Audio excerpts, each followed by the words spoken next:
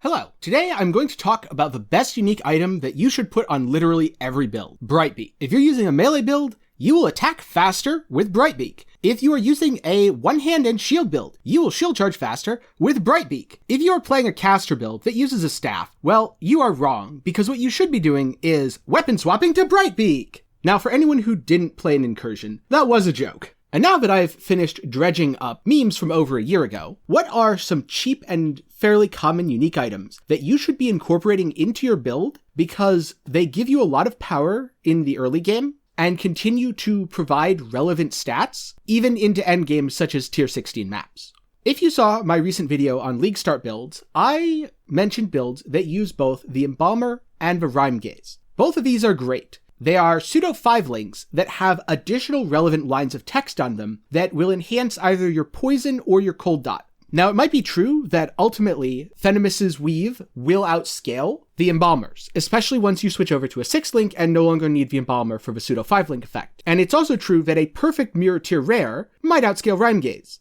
But it's really hard to beat both of these items early on, and they add a ton of quality of life and also relevant stats, including some nice defensive things that you might not initially think about, such as the fact that Rime Gaze has respectable ES on it. It does hurt your recharge, and you might want to use something like Bated Breath to counteract that, but overall, it is well worth the investment. And Embalmers have Life and Chaos Res, which, realistically, is there anything else you could want from a rare early on in a league, aside of Life and Chaos Res? Because I can't think of much myself. So now, onto my list of 10 unique items that you should consider adding to your League Starter build that give you a lot of power early, are generally inexpensive and easy to obtain, and continue to scale even into the endgame, to the point where some of these items are best-in-slot pieces for people's builds that they will never replace. First is the Belt of the Deciever. It is extremely good for attack-based builds, because intimidating enemies causes them to take 10% increased attack damage, which you can think of as dealing 10% more damage, assuming that they have no other increased damage taken modifiers, such as shock or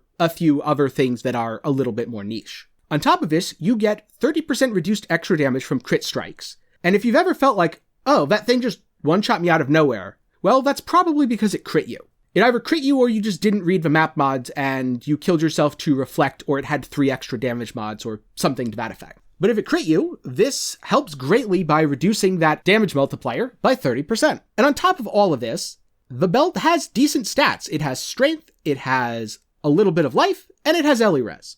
In the absolute endgame, it does get outscaled by a good Stygian Vice, something like Bear's Girdle or Vizslatha's Coil. Or of course, Headhunter, because what doesn't get outscaled by Headhunter? But you can use this belt in tier 16s, and it will be totally fine. Or alternatively, you could focus on quality of life and recovery with the Soul Tether. Even if you are not an ES build, Soul Tether is great because it gives you Overleech. Overleech is a mechanic with great quality of life, and it's a very powerful defensive mechanic because instead of your leech constantly going on, off, on, off, on, off like a spastic light switch, it is steady and it is reliable. The belt also gives you some intelligence, which a lot of melee builds could use to use their auras, because sometimes they're a little too dumb to figure it out. I know a lot of people say, but then you need to play an ES build. You really don't. I've used Soul Tether on Divine Flesh builds that are purely life-based, and it still feels great.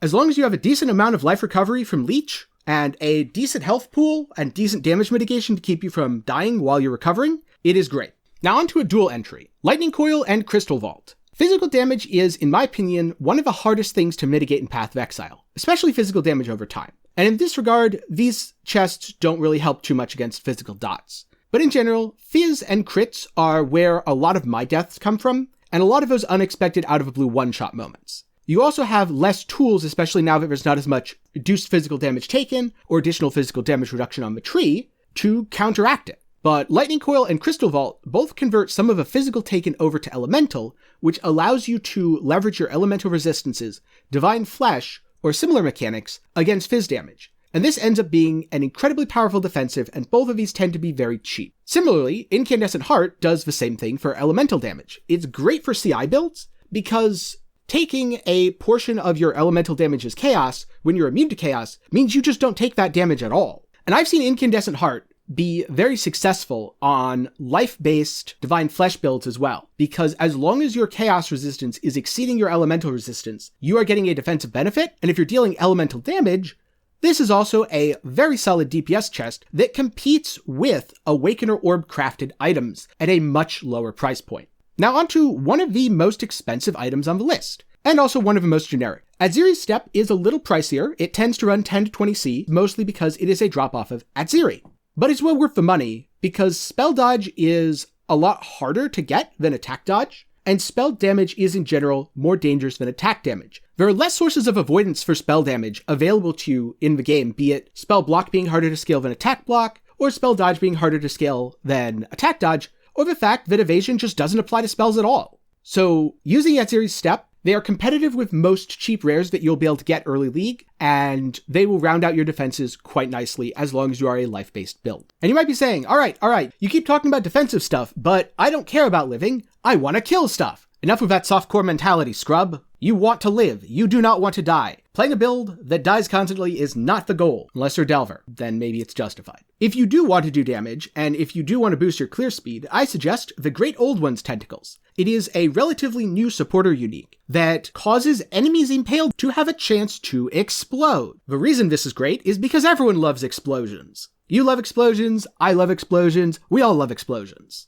But leveraging explosions in Path of Exile can be somewhat expensive, especially as a melee build. You might be able to use Inferno Cry, but that requires hitting an extra War Cry and potentially dealing fire damage. You might want to use Herald of Ash, but that's not really an explosion, it's more of just a burn.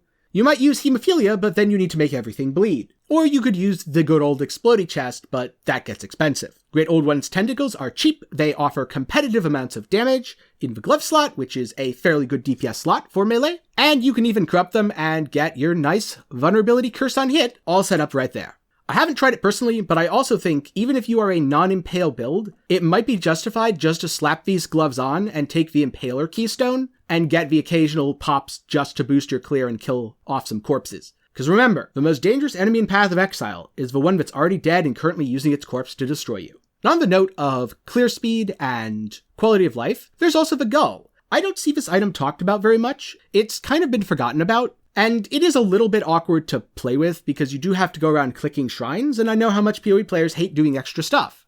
But it is well worth it because you get a lot of powerful shrine bonuses that can both increase your damage and also increase your defenses. So if you don't mind playing a little mini-game in your mapping, definitely pick up a Gull. It will increase your clear speed, and it will make your character feel like it is way more geared. And for the casters among us, there's the Obliteration wand. Obliteration is a very cheap unique, and it's so common that I think even in SSF you'll be able to obtain one. It is the classic way to boost clear on something like an Assassin Blade Vortex build, but it has applications far beyond that. Anything where you are already doing enough damage without a weapon to clear packs, you should probably throw on a weapon swap Obliteration, because you will clear faster, making enemies explode is good, and the explosion is a whopping 25% of enemy base health, meaning it does a lot of damage. And so if your skill isn't quite there with clear, you can kill an enemy, but you can't kill his friends, just toss on an Obliteration and all your problems are solved immediately.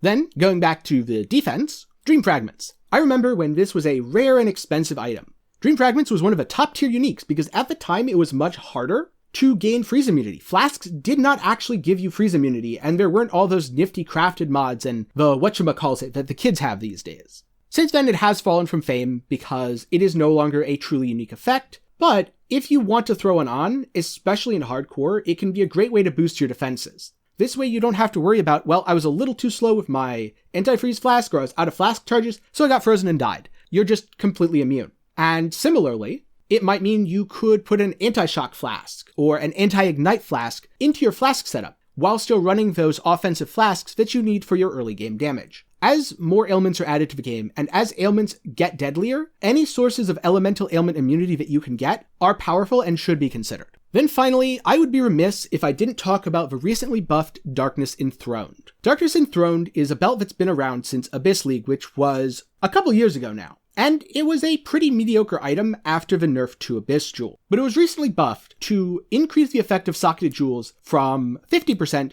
to 75%. The price didn't really change much because it is an incredibly common drop. In fact, it's so common that you kind of get sick of seeing it. and it is a very SSF-friendly item. It greatly scales with your investment, so it is a great belt at 20C, and it is a great belt at 20X, because at 20X, you will have perfect insane 4-property Abyss Jewels. This versatility is really great because you can upgrade the belt without having to fully replace it, without having to worry, oh, I have 1 strong Abyss Jewel, 1 weak Abyss Jewel. That's fine, just swap one out. And it's incredibly versatile. It is one of the best belts for damage across all builds in the game currently, and it offers enough life that I think it is a perfectly viable choice. You can also use it to enhance corruptions, implicits, or jewel stats that you might not normally be able to leverage, such as chance to avoid being stunned. Hey, getting stunned to death? That's fine. Just throw a couple chance to avoid being stunned jewels in your Darkness Enthroned, scale that up, and you're a third of your way to complete stun immunity. So my question to you is,